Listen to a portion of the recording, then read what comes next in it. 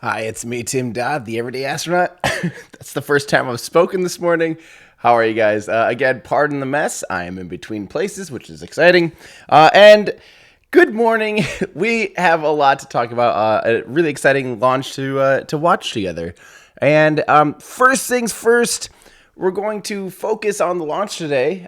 Please, let's keep comments clear of the world's happenings. We all are very aware of what's going on right now in the world. So let's use this to distract ourselves and think about something exciting instead of focusing on that. So that's just how we're gonna start this. The other way we're gonna start this is good morning. Today we're going to see a little rocket launch, and it is going to be a SpaceX Falcon 9 rocket, because that's what we're going to be seeing launch a ton this year. So, of course, you can go to everydayastronaut.com/pre-launch previews, and then you can find whatever mission's upcoming. And in this case today, it is Starlink 5, but really, it's the 5th operational mission. They did another Starlink mission earlier that was not operational. So this is actually kind of the 6th Starlink mission-ish, but it's really the 5th. SpaceX just stopped naming it. They're just calling them Starlink missions, which is kind of smart because honestly, in the long run, like they're all doing the exact same thing. So, yeah. So, okay, let's go through this. So this is taking off today, the 15th at 9:22 Central or Eastern Time, 13:22 UTC. This is the Starlink 5 5th operational Starlink version 1.0. The launch provider today is of course SpaceX. The customer for this is SpaceX. You're gonna have to get used to these because this is how these babies all are. The rocket today is a Falcon 9 Block 5 serial number 1048.5. So don't forget, we always say that the .5 or the .3, .1, whatever is how many times this booster's flown. This will be the 5th flight of this actual booster. Now, just stop and think about that for a second. This booster has gone to the edge of, pretty much gone to space, actually, at least, because normally apogee is around 100 and over 100 kilometers in altitude. So it's definitely reached the edge of space, but it's not orbital. Obviously, the booster doesn't go orbital speeds, but it's going, 4,000, 5,000 kilometers an hour. Let's go of the upper stage, so the upper stage can continue on gaining velocity to get into orbit, and then that booster turns itself around, goes through the scorching hot and punishing reentry, which is just insanely hot plasma that wants to eat that booster alive, and then it precisely has landed on either the drone ship or on the land, and it's done that now 4 times. This will be the 5th time. So this is a huge, big deal. Still, it's really cool to see them getting closer to that 10. They're aiming for 10 flights out of these Block 5 boosters. So yes, this is awesome. We're starting to see that get closer and closer to a reality. So yes, I like that. Today's launch location is actually from 39A, so Launch Complex 39A, which is at Kennedy Space Center in Florida. So that's actually NASA property, as opposed to their other launch pad that they more frequently launch from, which is SLC 40, which is Space Launch Complex, and that is at Cape Canaveral Space Force Station. They're only, I don't know, 6 or 7 kilometers apart. They're really close to each other. Sorry, like 3 or 4 miles. They're really close,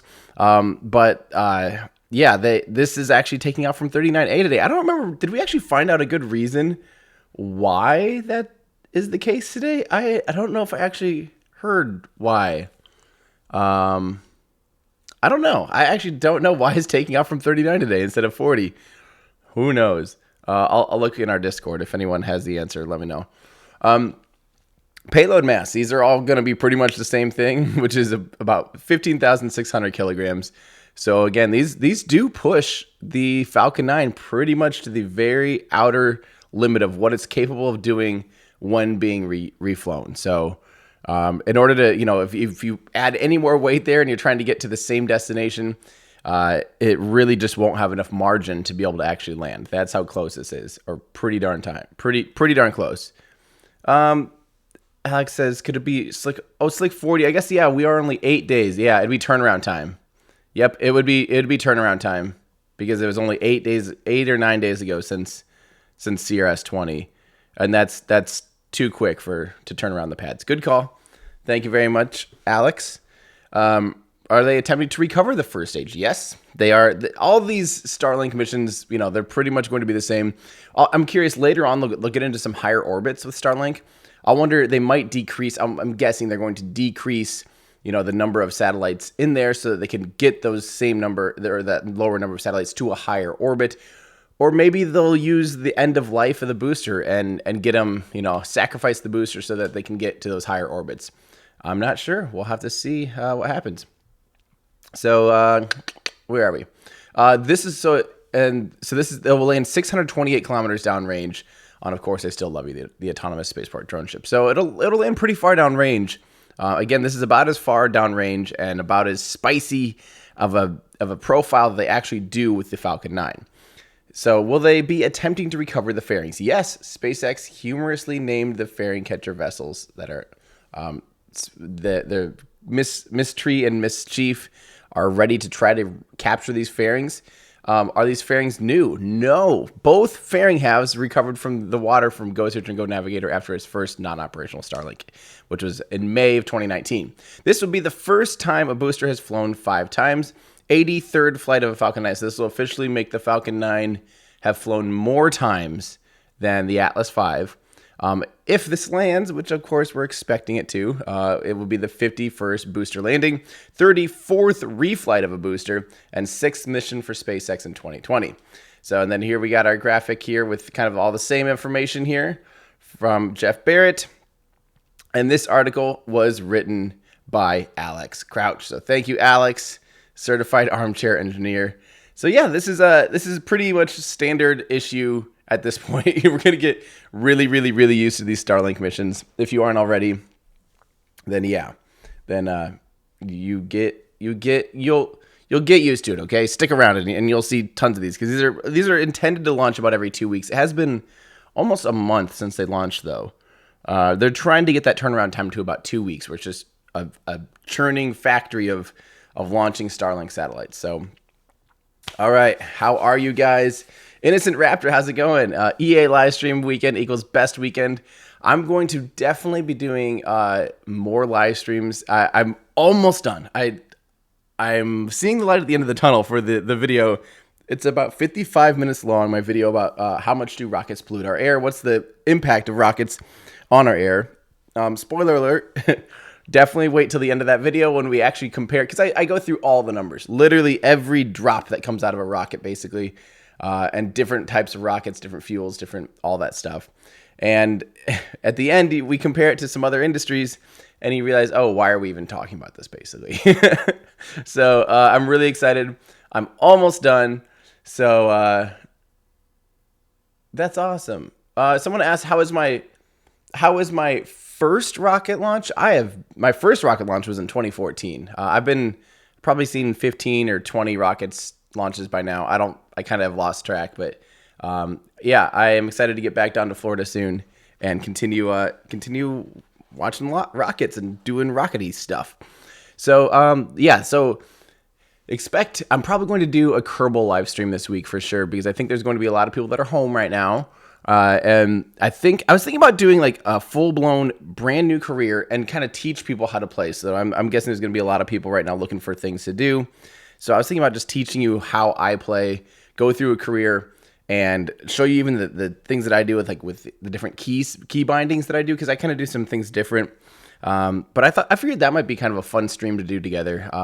Likely, depending on how the video right now, by the way, Patreon, Discord, you guys will be getting a nice little 30-minute teaser from me. So it's the first 30 minutes are fully edited. 33 minutes are fully edited, pretty much. Couple little tweaks, but 33 minutes are edited, and I have only about 20 something left, and they're pretty easy. There's not nearly as many graphics and things. So get ready for that today. It's uploading as we speak on my laptop, so get ready, guys. I'm excited for you to go through there and let me know if there's anything that I forgot or I'm missing or I need to fix.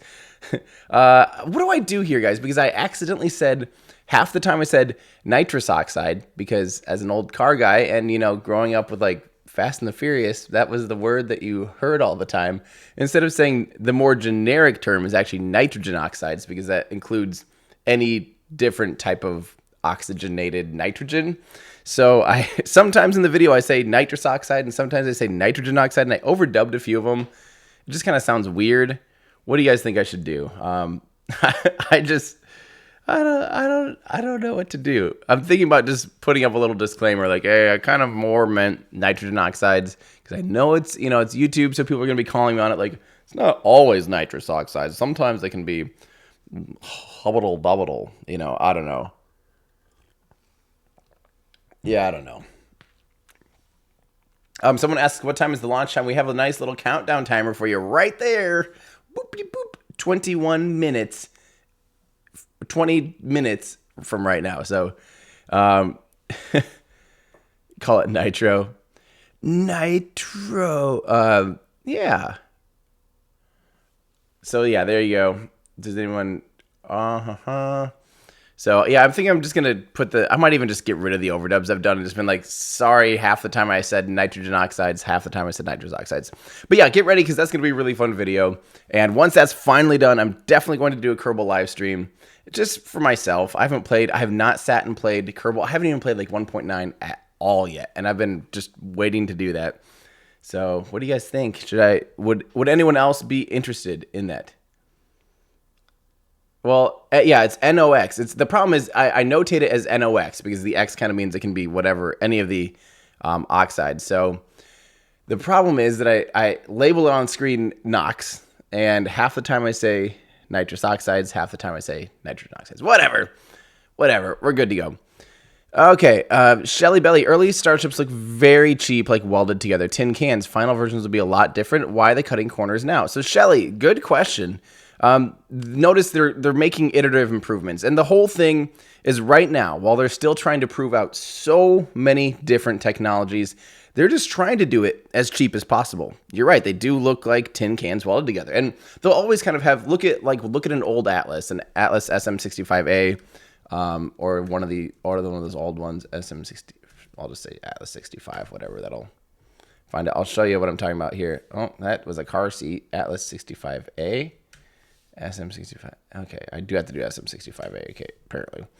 Images. Let me show you this. So even when you look at a really refined rocket, the Atlas rocket was, it's also stainless steel. You'll notice that it's going to have rings that are welded together.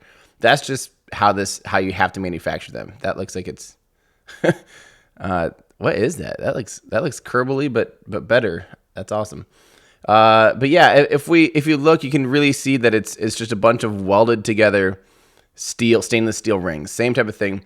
And SpaceX is really, really, really quickly getting to this point, but it's still, they're still just trying to figure it all out. But for them, SpaceX is all about just trying to figure out how they can do it as cheap as possible, and make it happen, without putting them shoehorning, I don't know, without totally just putting themselves into this little box that here's how we have to do it. Instead it's let's just make it happen so that if it fails, or with something as big and crazy as this, when it fails, I definitely expect some kind of failure during the Starship development because it is pushing a lot of boundaries, and especially that belly flop maneuver and things. There's some crazy things happening. So they're just making things as cheap as possible. Literally, that's cheap and fast. That's all that matters right now, because the faster you can iterate on, and faster you can improve, and faster you can get to the next step, the more concrete you can make it. They're doing things opposite of what traditional manufacturers do, which is they sit there for years having to figure out exactly how they're going to build it before they even know exactly what the end goal of the rocket is, and then they have to build the factory so that they can build the thing that they decided what to do. And SpaceX is almost doing the opposite. They're playing around, working on just the cheapest prototype rocket they can build, and then they're building a factory around it, which is just extremely different. And it's really exciting, obviously. I think that's really cool. And they're just trying to get to the point where they can stick a rocket engine up underneath a workable prototype that will hold together for a high enough hop and high enough stuff so they can just kind of keep going. It's just super different. So expect, even though when you're looking at serial number 3 here, starting to be stacked together, you can start to notice already some significant improvements between the previous segments. We talk about this all the time. I do a podcast each week because people always are like, Tim, why don't you do a weekly thing? I do a weekly thing. Every single week, I give you a rundown on all the space news that's going on for a podcast called Our Ludicrous Future. So, yeah, if you guys want, be sure and check that out here on YouTube. Again, it's Our, like me and you. Our Ludicrous, that's a good luck spelling that one, Future. I have to say Ludi Kraus because I can't ever spell it right otherwise. So, yeah, if you want to hear, I talk all about kind of the iteration and the weird process that SpaceX is doing in order to actually build Starship and how it's like nothing we've really ever seen before. Yeah. Oh, a lot of people are asking about my hat. That is a Cybertruck hat because I am a loser. When I went to the Cybertruck event, they gave those out and I just thought it was too funny. And it's basically angry triangle on wheels / a Pizza Hut logo, and I couldn't be happier about that. Matt Horkin, why don't they just eat a little mass budget and have little floats on the fairings and land them like seaplanes?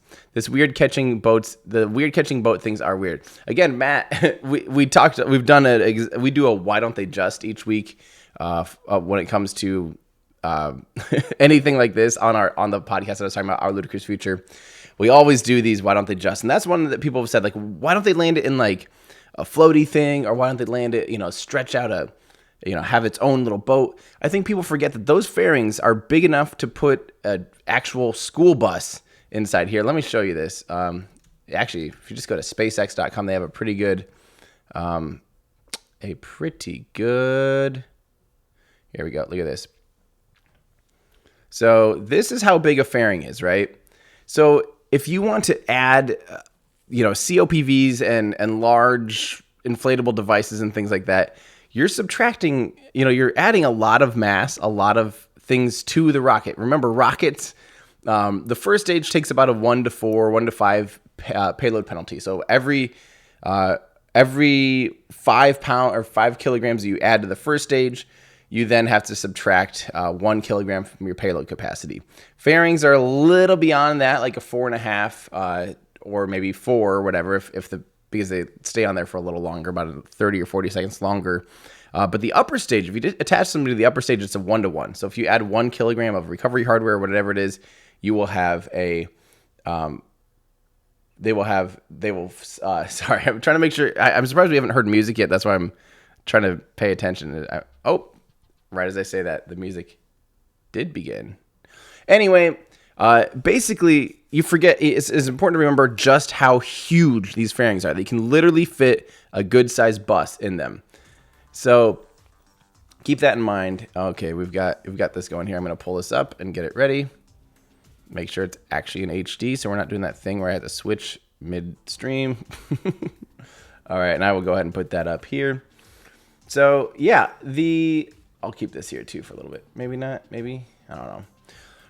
So just keep that in mind that these are huge, and they actually have taken some steps to just make them waterproof in the first place. So you can just land the fairings in the water, because that's actually what they did for these. These were recovered from the water. They weren't caught.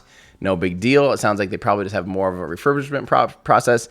I think in general, if they can catch them, it's going to be a lot easier refurbishment and a lot safer bet. So I think they're still just trying to hone it in. All those fairings have to do is hold their position, basically. Hold a heading, and the boat has to come under and sweep it up. And they're getting closer and closer to making that a normal thing. But you're right. It's I don't think they need the floater things. I think they already do float. So, yeah. People are asking what the boxes are behind me. It's for it's a new computer. And I haven't really been able to work on it yet because I've been gone for like 2 months. All right. Okay, so let's keep going here. Good question though, Matt. I should try to find the episode where we talk about that, but we've definitely gone into a deep discussion on that type of stuff. Corey Coddington, thanks for the membership. Christina, how's it going? Hey, Tim, just wanted to say thanks for all you do. Your channel has made me absolutely addicted to SpaceX and rocketry over the years. That's awesome. I live in a rural area, so I will totally invest in Starlink when it's operational. I think Starlink is going to be really, really big for them. I think you're absolutely right. It's going to be huge. So that's awesome. Thanks for saying hi, and hopefully you get some Starlink soon. I hope we're watching it come together as we speak, which is going to be awesome. Christoph, what latency will Starlink have? Elon has said that he wants that it will be under 100 milliseconds so that it's easy to game. He said that you'll be able to do gaming and all that stuff, which makes sense because some of those most of the satellites we have right now, if you're doing like satellite radio and stuff and things like that, are from geostationary orbit. So there's actually quite a big, hundreds of milliseconds delay to be able to actually send a signal out there and bounce it back. These are in so low, their final orbits are like 550 kilometers or something, and therefore the latency is a lot lower, more what we're used to with a wired-in connection, which is really, really exciting. So sweet. The live stream hath begun. I'll be pulling this up here and I'll be listening in. We'll have a lot of time to hang out and chat afterwards. I don't have to rush off or anything since it's the morning. And yeah, let's go ahead and give this one a little listen. I still love that shot. Good morning. It's Sunday, March 15th, and you're looking at a live view of Falcon 9 as it awaits its 9:23 a.m. Eastern launch from Pad 39A at Kennedy Space Center in Florida. Hello from SpaceX headquarters in Hawthorne, California. My name is Jesse Anderson, and I'm a lead manufacturing engineer here at SpaceX. You're watching a live webcast for our 6th Starlink mission and our 6th mission overall this year in 2020. For those of you who aren't familiar, Starlink is a constellation of satellites that can provide high-speed, low-latency internet all over the globe, particularly in remote or rural areas where connectivity is limited or completely unavailable. Today's mission will also be the first time we are flying a booster for the 5th time. Most recently, this booster flew on our 2nd Starlink mission back in November. In fact, the first missions of 2020 were also carried out by flight-proven Falcon 9s. Just like our first stages, we are also starting to reuse our fairings. Today, we are flying a reused fairing which previously flew on our first Starlink mission. We'll also get a brief update on our Starship program and some of the latest developments that production line in Boca Chica, Texas. With that, all systems are go for an on-time liftoff this morning. Hello, my name is Michael Andrews and I'm a supply chain supervisor here at SpaceX. You're looking at a live view of our Falcon 9 rocket, our 70-meter, 2-stage, liquid-fueled launch vehicle getting ready for liftoff from our 39A launch site at Florida's Kennedy Space Center. While we have some time, let's discuss the components of that vehicle. The bottom 2/3 of it is our first stage. It accelerates the vehicle through the Earth's atmosphere to the edge of space with the help of 9 Merlin engines. And today we'll be attempting to recover that first stage for our 5th time on our drone ship, Of Course I Still Love You. It's currently stationed about 350 nautical miles northeast of the Cape. And above that first stage is our second stage. It has a single Merlin engine known as our Merlin vacuum or MVAC engine, and it ignites after first stage separation.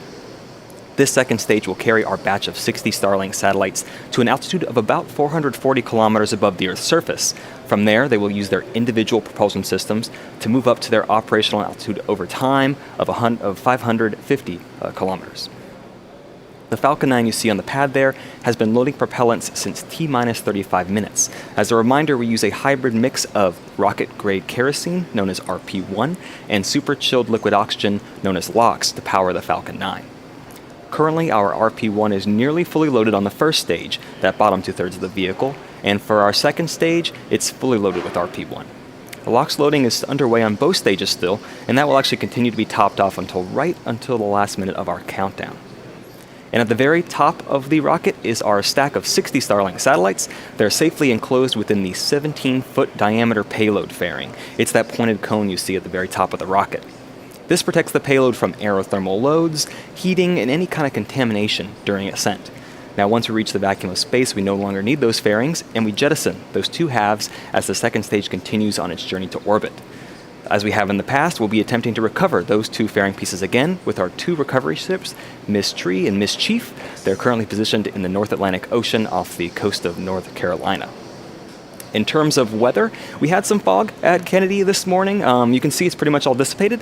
Weather conditions are nominal both at ground and upper altitudes. The Air Force range is prepared to support today's mission. Real quick look here. You can see the new Starship thrust ramp, actually, where they're the flame diversion trench. They're literally building it as we speak. So they're already preparing to launch Starship from right there, which is really cool. And if we land it successfully, it will mark the 51st recovery since we started landing our boosters back in December of 2015. Right now, our turnaround time to refurbish a booster for reflight is roughly 8 weeks. Long term, we hope to continue to drive that turnaround time down even further, with rocket launches looking more similar to commercial air travel, where planes get basic checkouts, get refueled, and then head back out. Reusability is core to our mission here at SpaceX, which brings me to our efforts underway in Boca Chica, Texas. If you've been following our progress, you know SpaceX is currently building and testing its next generation spacecraft called Starship. The site has changed dramatically in just a year as we build up our production line. The local team has executed a variety of tests designed to push the limits of the vehicle. Next up are a series of static fire and short flight tests with our serial number 3 test article, and longer flights with our serial number 4. But ramping up our Starship and Raptor production line is what matters most. The design goal for Starship is 3 flights per day on average, which equates to roughly 100 flights per year at greater than 100 tons per flight. This means every 10 ships would yield 1 megaton per year to orbit. This is a significant effort, and we are looking for highly skilled engineers and welders to help us make this a reality. If you're interested in joining the team, please take a look at spacex.com/careers. That's crazy. We're currently only 6 minutes from liftoff. Falcon 9 is now moving into its final stages of the countdown. At T-minus 7 minutes, our engine chill process began. This is where we allow a small amount of that super chilled liquid oxygen to flow into the Merlin engine turbopumps prior to the full flow of LOX into the vehicle. This helps us avoid any kind of thermal shocks to our system. Liquid oxygen is also what's creating the white clouds you might see around Falcon 9. We continue to load that super chilled LOX into the stage until just before liftoff. And when that liquid oxygen comes into contact with the ambient air around it, it boils and creates the clouds surrounding the vehicle that you see on your screen. The cradle, or the arms that you see near the top of the vehicle, will begin to open around T-minus 4.5 minutes, followed by the transporter erector, retracting away from the rocket, starting around T-minus 4 minutes. This is only a couple degrees that it moves, so it may be visually imperceptible, but it's enough room for our Falcon 9 to clear the transporter erector during liftoff. The first and second stages are both nearly fully loaded with 1 million pounds of kerosene fuel and liquid oxygen. The first stage should finish prop loading at T-minus 3 minutes, and the second stage right behind it at T-minus 2 minutes. And at T-minus 60 seconds, be sure to listen for the call-out that Falcon 9 is in startup mode. This means that the rocket's autonomous internal flight computers have taken over the launch countdown, and we humans... So I'm seeing a lot of good questions in our Discord channel. I wanted to just kind of bring them up. Number one, it's a great question, is what is the giant black box to the right of the rocket? You know, this giant tower. Just a reminder, this launch pad here that we're looking at, Launch Pad 39A, is where most of the space shuttle missions launch from. The majority of them launch from 39A. And of course, all the Saturn V missions to the moon launch from right there. Actually, all Saturn V missions launch from 39A as well, even those that didn't go to the moon. But the giant black structure that we're seeing is the actual tower that NASA used to use. It was called the Fixed Service Structure. It was part of the tower that they got crew up into to be able to put them onto the space shuttle. So now SpaceX basically refurbished it. They put it in black cladding, made it look super cool, super futuristic, and they're going to be launching astronauts from that here. Literally, they're supposed to do that in about 2 months from right now, less than 2 months, and that's going to be a really exciting first. So they just have it fitted out and ready to go. So that is still the ascent tower basically for crew and personnel to be able to go up.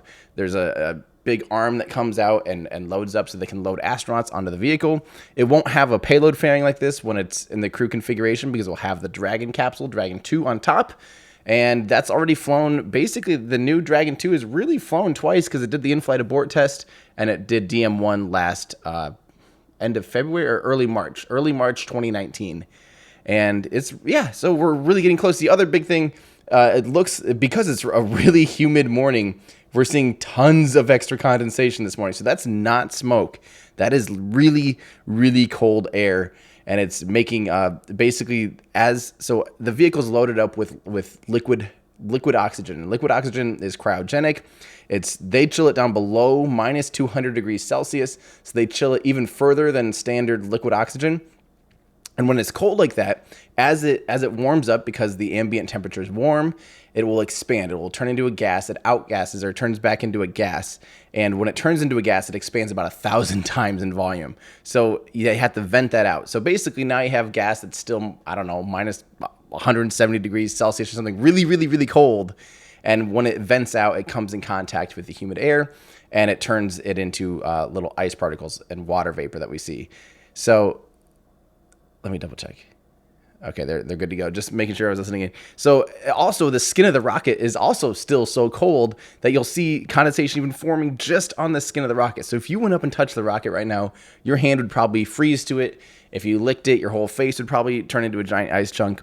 That is how unbelievably cold it is, which is why the extreme gradient between the inside of the rocket and on ascent, the vehicle ends up getting actually really, really, really warm. Ooh, there's an extra little sprinkler guy over here on the left. Oh, I think that's part of the water tower. That's right, it does that. They actually overfill the water tower.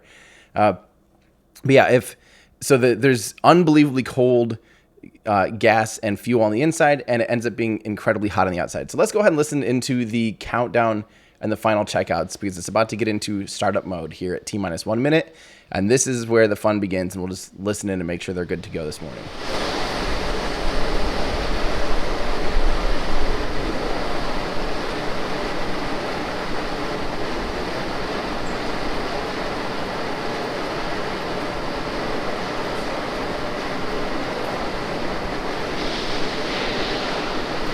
Falcon 9 from startup.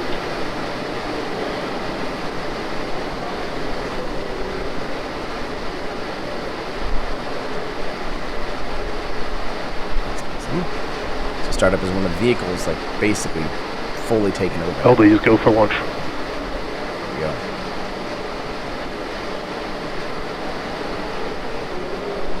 Oh, I should probably point out, yeah, pointy end is up, flamey end does appear to be down. T-minus 30 seconds. Let's do this, baby. I love it.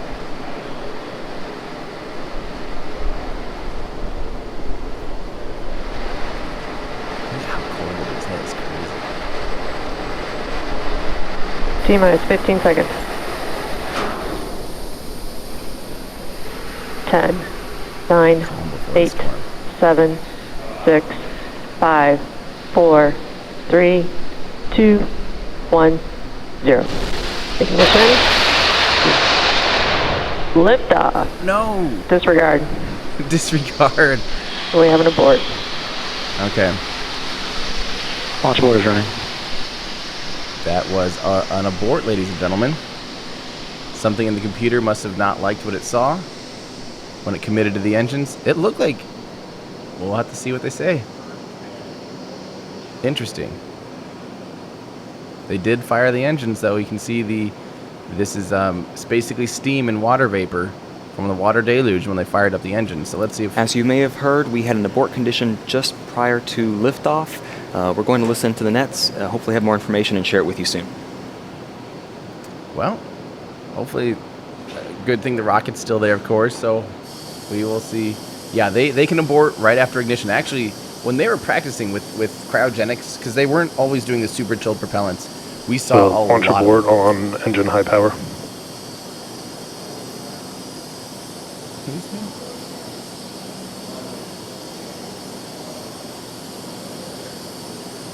These are yes, instantaneous launch windows, because they have to line up to a very specific orbit. So they will not be able to reset today. Yep, so just plan on this happening hopefully again tomorrow, assuming it's a simple checkout or something easy.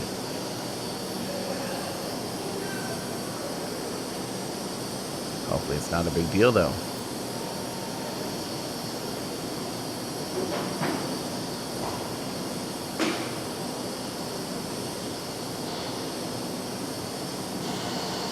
Yeah, there were a lot of I don't remember how many times. I think SES, like SES-7 or one of the early SES missions, I swear, they committed to launch like 2 or 3 times, or we'd see it light and then it'd just stay there because it just wasn't quite right.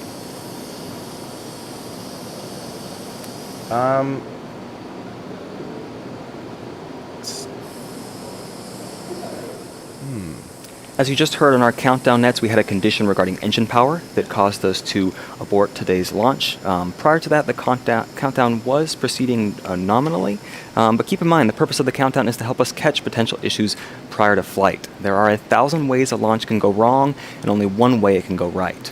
Given that we are overly cautious on the ground, and if the team or the vehicle sees anything that just looks even slightly off, we'll stop the countdown.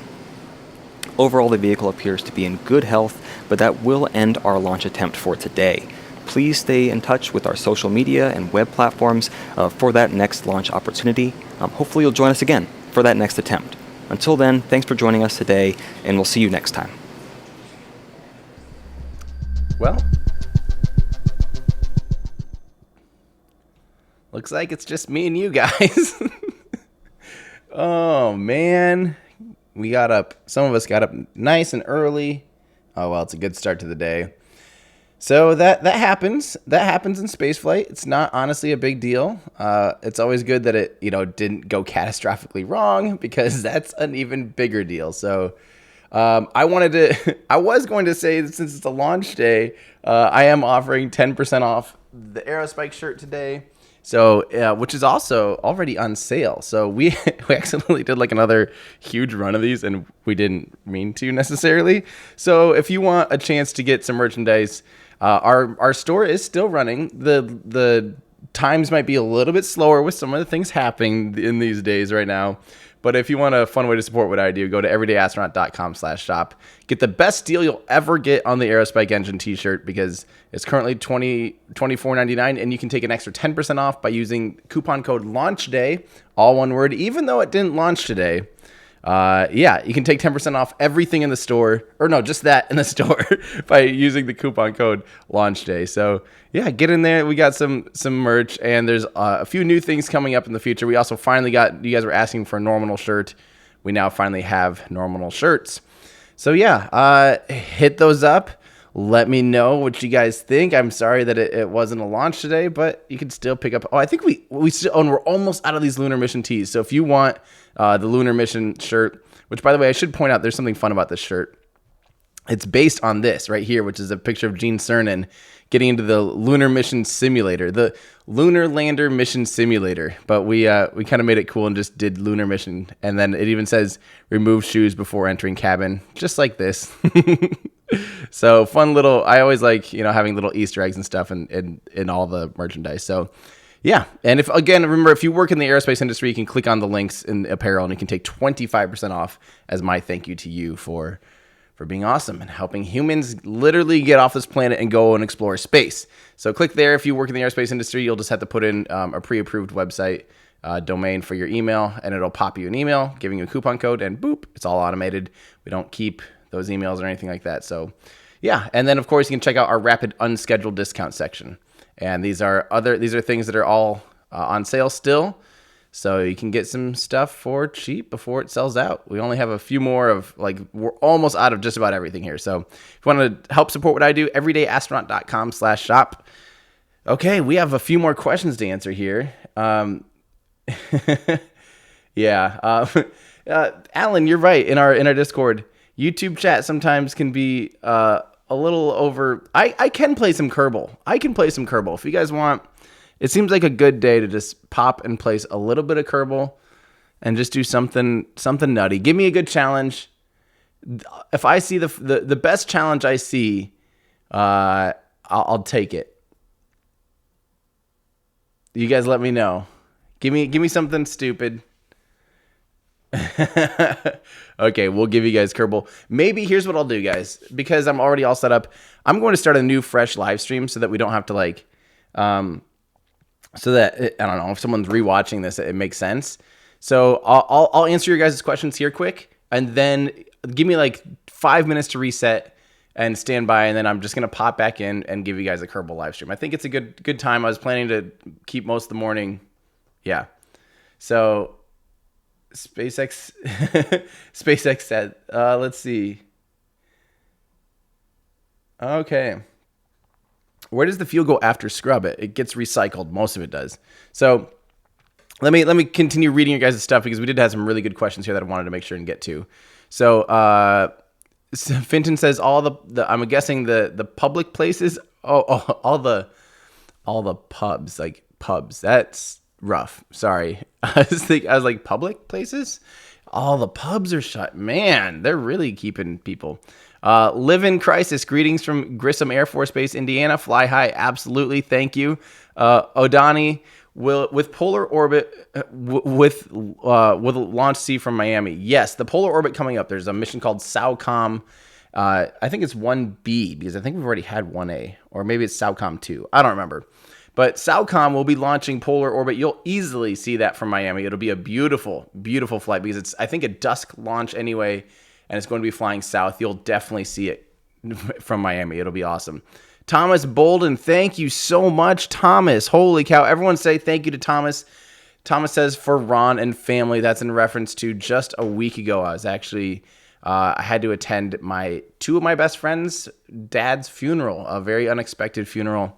So thank you, Thomas. I will be passing that on. That really means a lot. Everyone say thank you to Thomas. Someone said I waited 20 minutes for nothing. Welcome to spaceflight. This happens. Actually, it doesn't happen as much lately, I feel like. I think we've had really good luck. But this use, in general, it can happen all the time. And waiting's half the fun. You know, you learn to kind of appreciate the scrubs. You learn to kind of appreciate the delays and things because just whatever. All right, let's keep going here.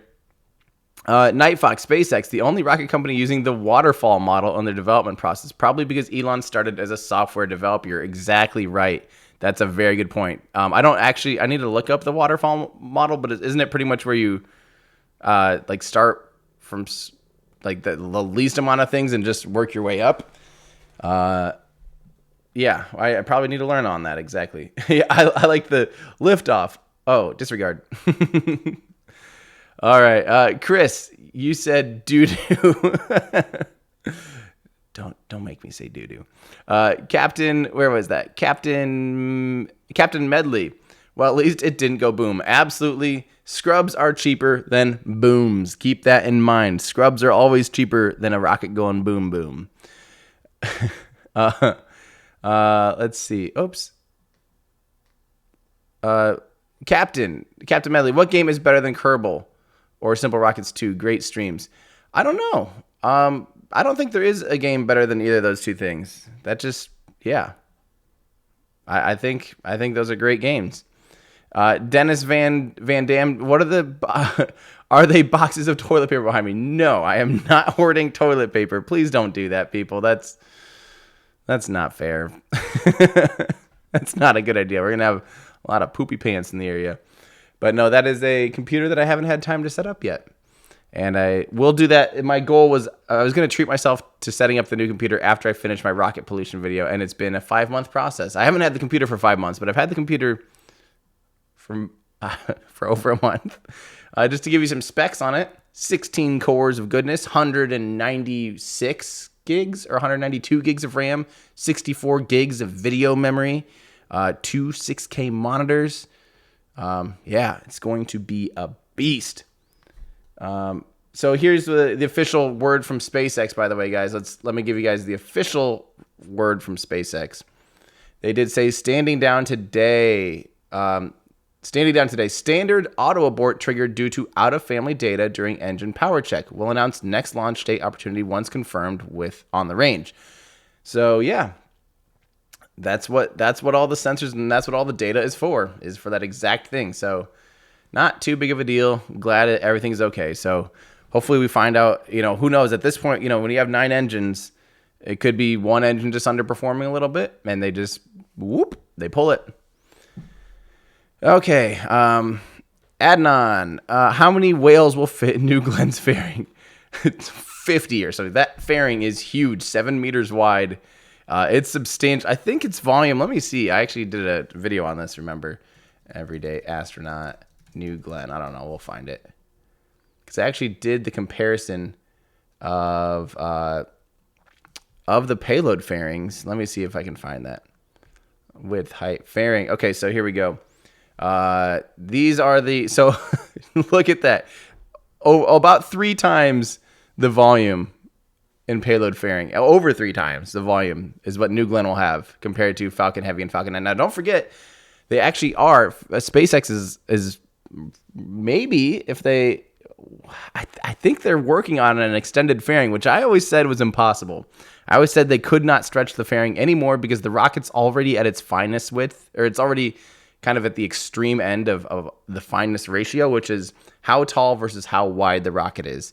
So I always assumed it was pretty much impossible to be able to stretch the fairing anymore, but we're seeing renders of it actually being stretched, which is absolutely wild. So yeah. Oh, here we go. There's based on how many, good call, I'm gonna post this in here. Look at this. So based on this is Tori Bruno from the CEO of ULA.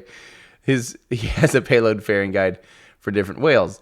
But look at this, Atlas V at 82. Oh, let's do some math. It's basically divided by 10. Oh no, but that's divided by 10 is for square meters. I don't know. Okay, 8240 cubic feet to cubic meters.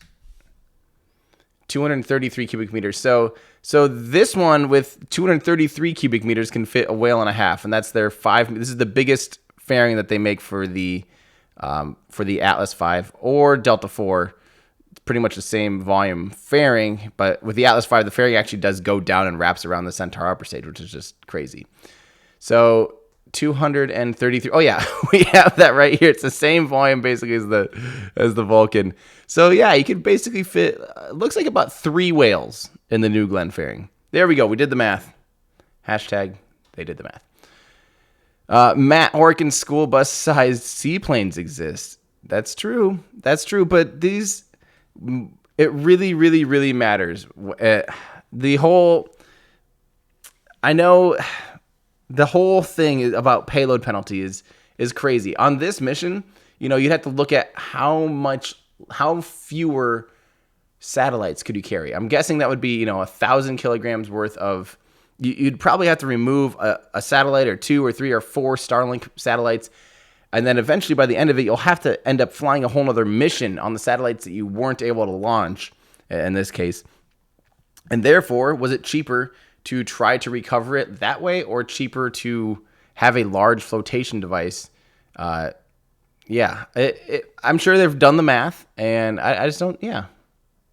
It's not a matter of size. I mean, it is a matter of size, but it's also a matter of like practicality. And how do you inflate something that's on the inside to the outside without it actually touching the water? Because now you're still probably going to be getting it wet. Think about that. If the whole point is catching it above waves, we're talking about the fairing, sorry, if you missed the earlier part. If the whole point is catching it above the waves in the water, then what's the point of landing it in the water, even if it is on a little raft floaty thing, because it'll end up still getting splashed and wet anyway. So, yeah. Captain Medley. Oh, we got. At least it didn't go boom. I think I actually read that earlier. You're absolutely right. Patrick COD. Well, that's a bummer. Yes, it is, but it's all right. We'll be back. We'll be able to hang out. We'll have something to do tomorrow together, I guess, or whenever it happens. Cookie Kid, thank you. Bob Sir Squared, thank you so much. Christoph, back to studying. Good. Please keep studying. We need people to be smartly about all of the things. Liquid Chris, how's it going? Dang, missed the last live stream. Had a question. Why is helium used as a pressure rather than something else more abundant like nitrogen? I'm pretty sure it's just because of how compressible it is. Because it's so insanely compressible, it's just simply the highest performance ratio, basically. Nitrogen, you can compress it and things, but it doesn't compress as much as helium. Helium, you can really, because it's so undense, you can really pack it nice and tight and get a lot of volume out of it when it expands. I believe that's why. So, okay. Nathan Ray, I'm ill and self-isolating. I need Kerbal now.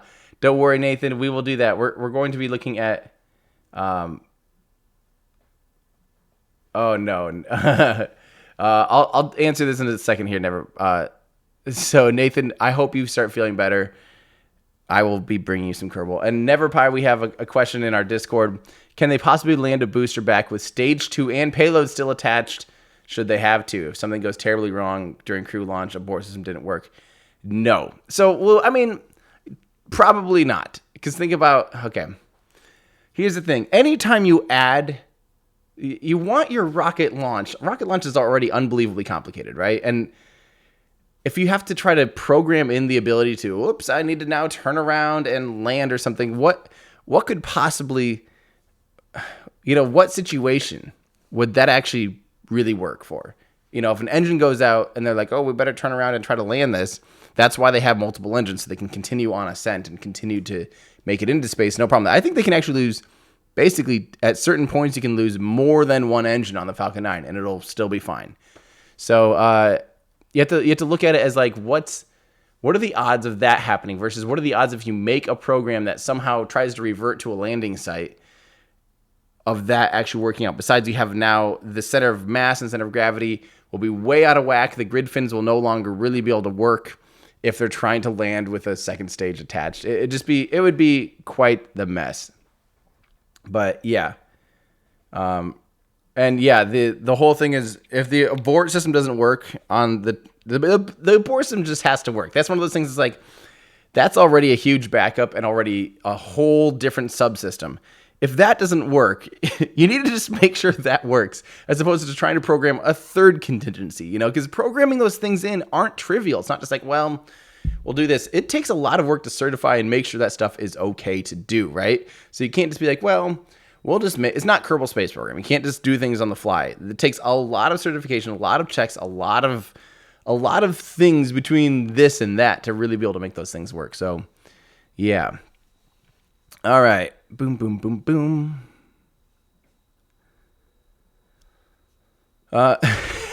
Night Fox reproduced today's launch failure in Kerbal. That'd be the most boring Kerbal thing ever. You just go 3, 2, 1, hit spacebar, and keep the launch clamps on, and then throttle down as soon as you hit spacebar. I think we want to do something more exciting. Mouse Mac, return to launch site space shuttle abort. Ooh, that's a pretty good one. Christoph Havenga, there is a new game, Good Company, from Chasing Carrots, about manufacturing. Check it out and imagine a rocket industry game like that. Sweet. Okay. Chasing Carrots about manufacturing. If it's one of those like puzzle-y types of games where you have to like figure out what order things would go in, I do love that kind of stuff. So it sounds like a good idea. Lutz, thanks for the membership. Seabass Branch, thank you so much. To the stars. Well, not today, but Martin Grace, scrubbed again. Yep, it's okay to be disappointed. Things happen. That's honestly, I mean, if you were around in some of the earlier days, man, we went through a lot of scrubs. So understandable, but again, it's cheaper to scrub than to have something go boom. Dave, thank you so much. John Ellis, for the friends family. Thank you, John. That's awesome. Joachim, KSP, smallest ship with one Kerbal and rover to the moon and return. Ooh, I like that. Although it's going to just turn into a cart, a little seat, and a fairing. Liquid Chris, sounds like someone got a Mac Pro. We're not going to talk. I feel like talking about PCs and Macs is like these days a political issue, and people just like get all up in arms. So I'm not even going to talk about it. Denialism. Travis Mansfield, thank you for the membership. Stacy R, why have you stopped doing the educational videos? Stacy, I have not stopped doing the educational videos. I've been in the middle of a 5-month long video. Yeah, it's literally like the absolute hardest video I've done by far, and it's about. I was trying to, just so frame of reference here, I was trying to get it done for Team Trees, which was like going to be before the end of the year, and now we're 3 months later, and some things happened where I ended up getting stuck in Florida a lot longer than I expected to be. I'm also working on trying to kind of relocate to Florida, and just kind of in between some things. So my ability to sit and actually edit video and shoot video and all that stuff has been limited basically all year almost. But realistically, it should have probably, like, if I didn't have all those other distractions, all those other things going on, I probably would have been done like early February or something. But I'm now finally, like, it's coming out this week. So I apologize. Thank you so much for the patience for all of you who have been waiting for an educational video. This will be a monster. This will be, I think this one will be bigger in the sense I don't need these on anymore. I think in sense of like education and the things that I learned trying to make that video, this is going to be a huge one. So, so Stacy, that's why it's not that I've stopped doing them. It's just that I've been working on a very long one, 55-ish minutes on a topic that I knew literally nothing about. So yeah, that's why it'll be great. Yeah, it's been over 5 months actually, Paul. I initially started the research in September. So basically 6 months.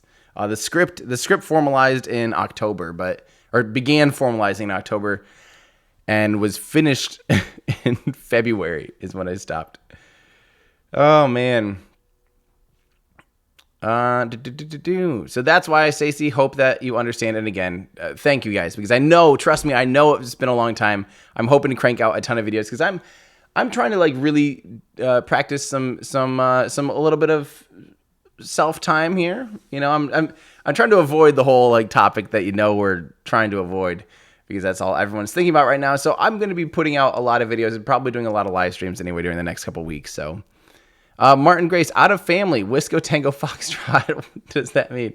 So out of family just means like basically if you have a whole bunch of sensors and a family of sensors and you have one that's showing you something super wacky, that would be out of family. So basically saying something didn't look right. It's a fancy way of saying something didn't look right. There you go, Martin. Christoph, Tori Bruno is awesome. Very cool. Tori Bruno is great. If you haven't seen Smarter Every Day, Destin from Smarter Every Day did a tour of the ULA factory and hung out with Tori Bruno the whole time. It really gives you a sense. Tori knows his stuff. He is an engineer, which always makes for a really fun CEO of a company when you have an engineer that actually knows every single bit of rocket science. It was very cool. Okay, let's see. Ian Chase, if they have to change one of those engines, can they do it in the vertical configuration or will they need to bring it back down horizontal? That's a good question, Ian. I don't think, because think about it, it is over the flame trench right now. And I think trying to remove an engine in that configuration just would not be nearly as easy. The thing can roll down and go horizontal in hours. It's pretty easy, pretty trivial. Trivial? Yeah, I don't know. Pretty easy for them to really just be able to go back and go horizontal and go right into the thing. That's why they have such an easy system, so they can easily take care of something if something goes wrong. I'm guessing, I don't know, I have no guess. It might go tomorrow, it might happen in a few days. So, but yeah, I'm guessing it would have to go back horizontal. If there was a problem or change, like if they had to swap engines, I'm guessing it would have to go horizontal. Dimitri, if we launch a rocket straight upwards and cut the engines off at 1 kilometer, will it fall at the same launch spot? 10 kilometers, 100 kilometers, 1,000 kilometers, and why? It will fall at the exact same spot. And it would only go, if you're only going a kilometer. Actually, here, let's do this, because I was actually doing this the other day. Flightclub.io. Here we go. We are going to do a simulation here. Okay, here we go. This is my friend Declan's flightclub.io. We are going to just start with a blank canvas. Let's add a launch stage. We are going to just go Starship, right? But here's the thing. We're going to add only like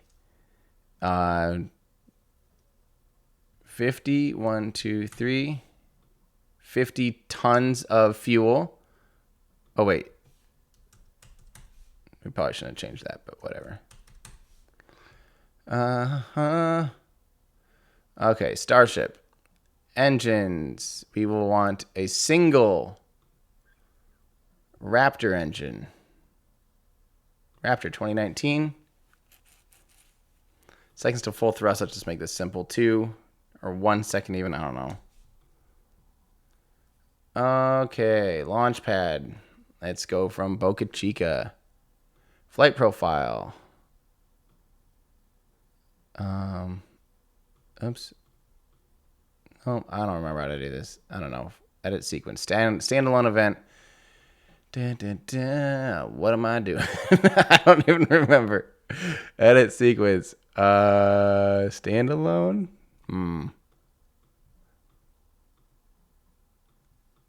Not until. Change this. Event type. Throttle. Sometimes this happens for me. Declan, if you're watching, I have this thing where it gets kind of wonky and they stack on top of each other.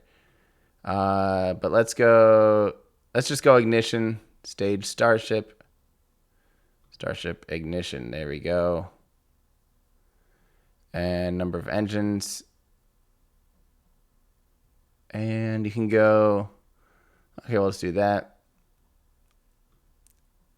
And then but the only thing is I don't remember how do I event trigger, because we want it to happen. Throttle 100, or maybe 1 is the maximum number. Throttle 10. I don't remember. 1, Starship ignition, standalone event. Okay, good enough. Whatever. Then we just basically go launch, event type, launch. Begin when mission clock reaches, we'll just say reaches 2, so it has those 2 seconds to do.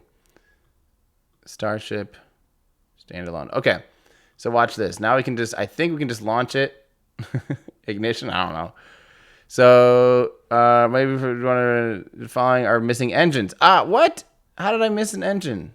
Launch vehicle. Okay, apparently there's 0 of them. We might want 1. 1 Raptor engine. Okay, now let's run the simulation. Throttle capability, 1.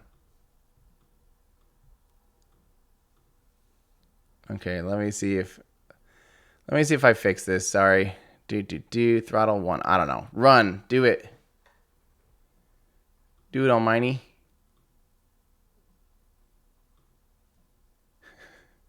Run it. Launch vehicle. Okay, looking good. Delta V total. Okay, so payload mass 0. That's right. Run it. Am I missing something? I don't know what's going on. I know Declan's at the launch site. Well, I was hoping to show you this, but I don't know what's going on. Let me try just reloading it one more time, and then if we can't figure it out, we will. There we go. Okay, so in this case, let's see what happens.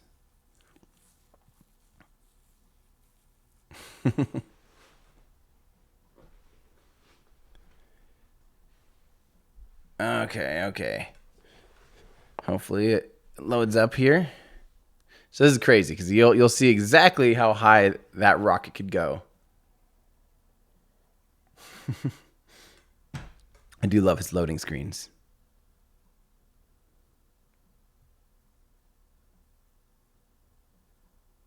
I think the website's acting a little funny.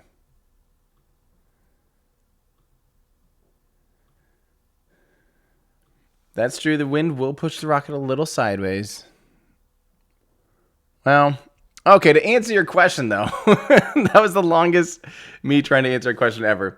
If you launch a rocket 1 kilometer up, it would likely go 1.5 kilometers because it will coast up a little bit. But depending on how fast, what its acceleration is at that point, I was really hoping to be able to show you exactly because that would have been fun. But yeah, it'll pretty much maybe go 1 or 1.5, 2 kilometers or something, and it will fall straight back down. That's just like a model rocket. Of course, there could be wind and some other factors, and even just as the vehicle's coasting, how it comes back in for reentry or comes back down, it could just kind of get wonky and fly a little bit off course, but it'll land pretty much where it took off from. It's not like it's going to.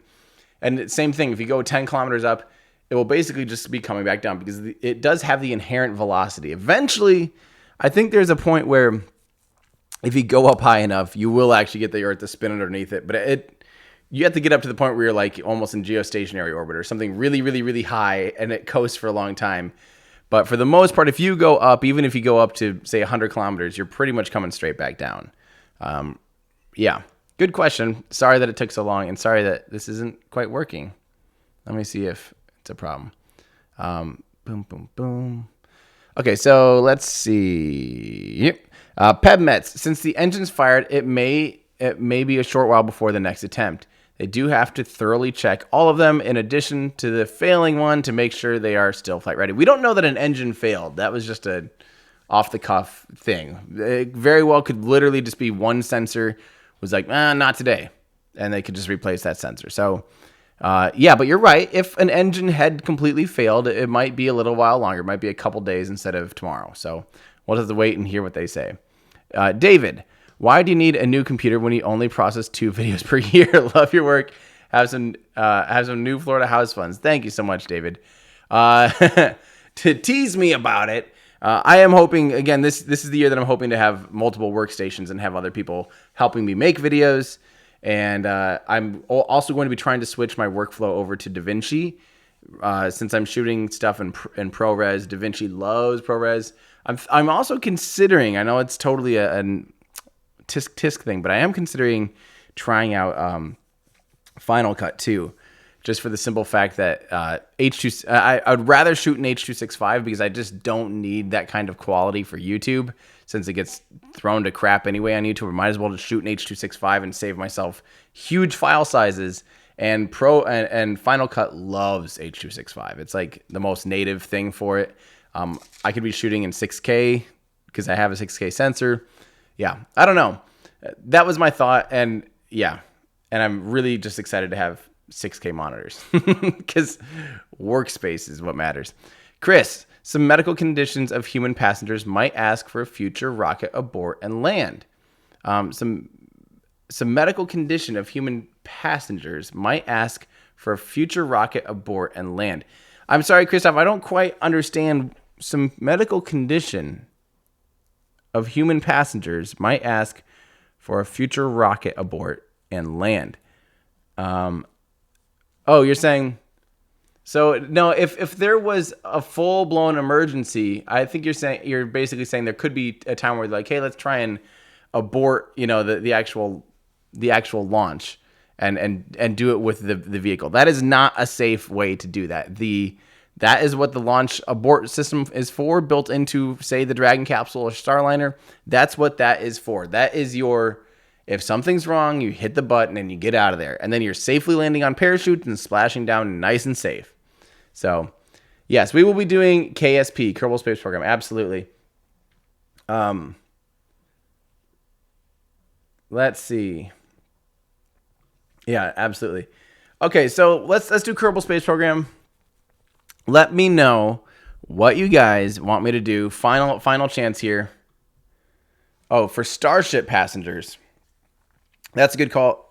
Yeah, Christoph, so Starship will be different. Starship will have to be able to have that abort capability even with the upper stage. And I talk all about that. Remember, I have a 50-minute long video about should Starship have an abort system or not.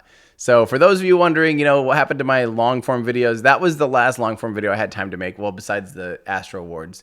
And then since then, I've been just working full-time on the one that I hope is uploaded, and I can send that to Discord. Again, you guys will get the first 30 minutes of that video, and I'm really excited for that. So go to Tylo. Okay, let's see.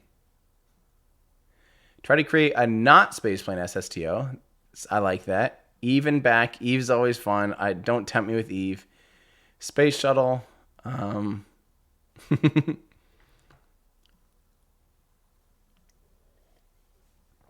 I have been working on a plane on Eve with props, and it's super fun. That's really, really, really fun. I've been trying to do a fully reusable Eve plane, but that's like massive. Do a Joule 5 with one engine. Jeez. Can I use a booster to get that one engine there? I don't think I can do Joule 5 with one engine. There's too many bodies out. Yeah, I can't do one engine. There's no way. That'd be crazy, though. An unfolding space station. We could build a 747 aircraft carrier. That's pretty cool. Land on Tylo. I'm seeing a lot of people wanting Tylo.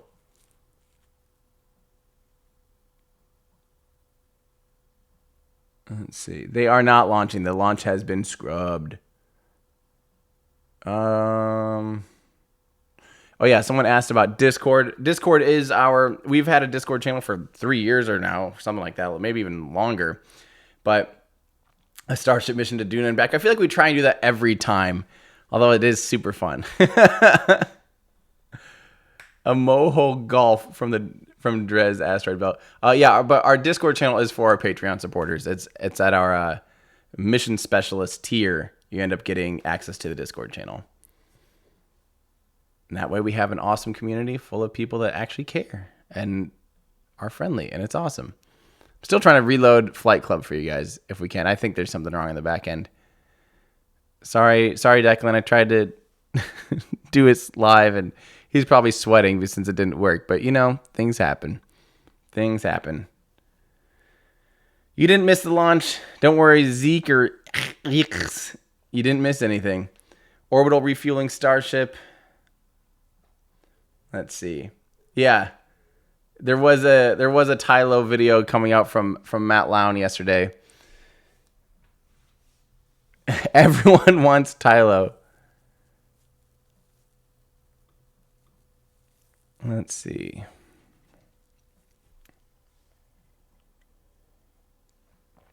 Do a really close orbit to the sun. Build a giant ring around Kerbin. I like that. Lucas, would the launch escape system have triggered in this case? No, it would not have triggered the launch abort system. It would have just been and this happened with the shuttle too. Sometimes the shuttle would start up its main engines and then launch abort. They just had to shut off the engines before they turn on the solid rocket boosters. So as long as everything's fine, it'd be scary. It'd really suck to hear those engines fire up and then nothing. You'd be like, no. Graph, thank you. Thanks for saying hi. Let's see. Refresh the page. Okay, I'm refreshing it now. Starship to Lathe. Would KSP even run if you had a ring around Kerbin and parts? I don't know.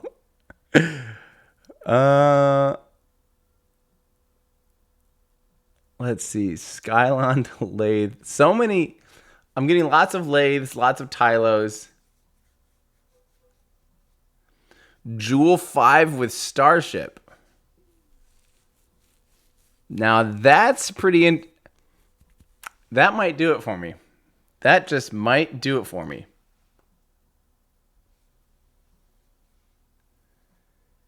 Oh man.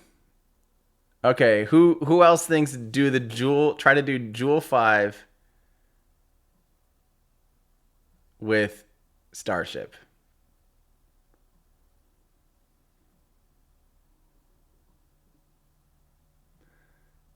That sounds hard.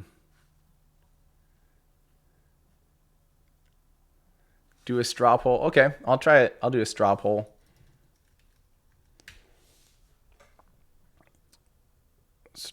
Strawpoll.me. I don't know. Good enough? No, that one looks weird. Create a poll. Okay. What should I do in Kerbal Space Program? Here, I'll pull this up over on this screen so you guys can watch and we can make something together. Pew. What should I do in Kerbal today? What should I do, people?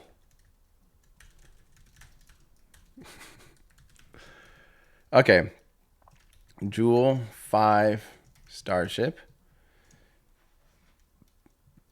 Tylo. Period. Let's do, in Joule 5 Starship, I think we should make it that orbital refueling is required.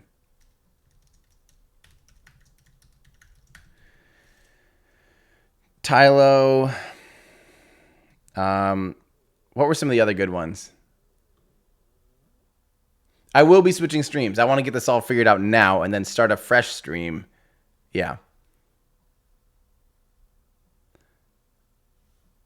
4 Kerbals and a rover to Eve and back. Dang.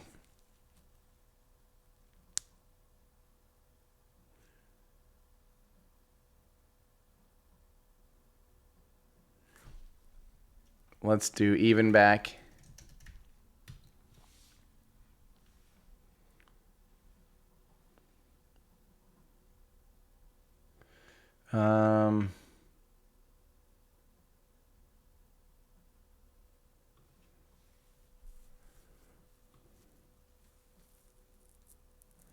Let's see here. A spherical rocket. Oh, wow. SRB only. I'm not good at those. I've never been to the mole hole. I would consider visiting mole hole.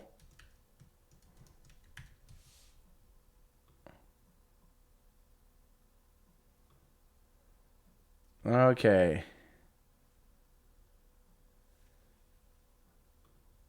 Starship on New Glenn. An SSTO. I can do an SSTO to Eve, but I've not been able to get an SSTO from Eve.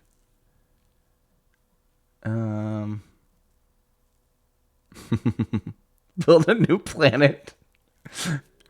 How about Electron? Can't really do electrons too easily because it's not really... You can't really change certain things about it. Build a new planet. Saw that one.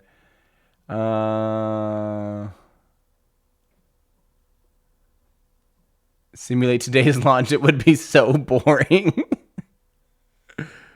Do I still have the Pants Destroyer craft file? I don't know if I do anymore. It might be around somewhere. I don't think I do, honestly.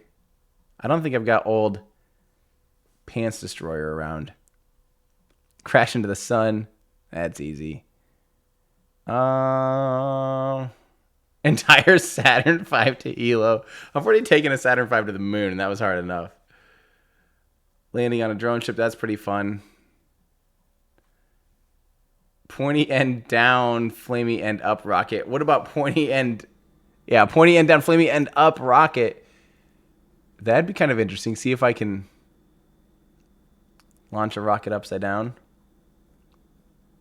That's pretty funny. I'll do that. I'll do pointy end down, flamey end up. Okay, here we go.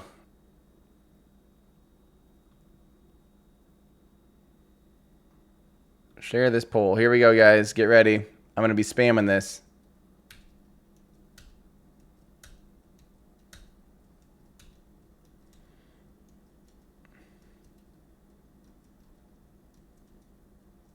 In Discord, I'm going to post it in here so it's easy for you guys.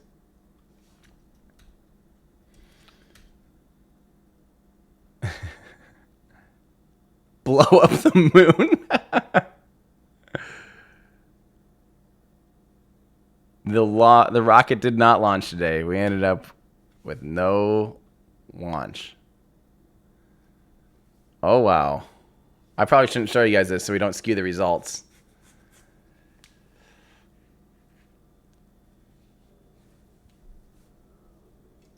Everyone getting it?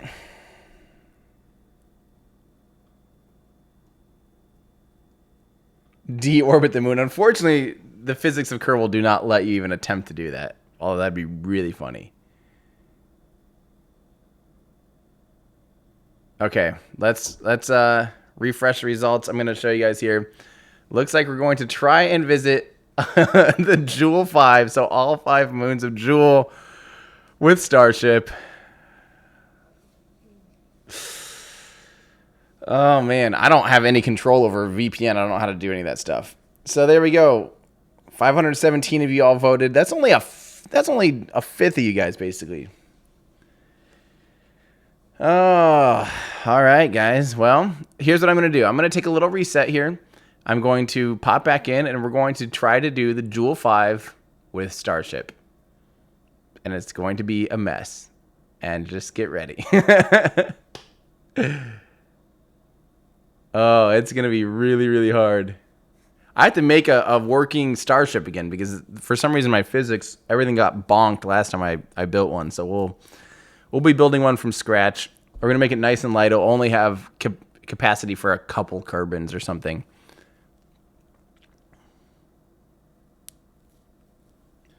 Okay. Well, that's going to do it for me, guys. Thank you for everyone who's hung out with me and helped me figure this out. Let's get a stream going and just have some fun today. Why not? It's Sunday. I think there's going to be a lot of people that are excited to just kind of watch and hang out together and do stuff. And then, like I said, I'm probably only going to stream famous last words. I'm probably going to stream for a couple hours so I can finish my Starship video, or not my Starship video, my video about rocket pollution and the rocket's impacts on our atmosphere.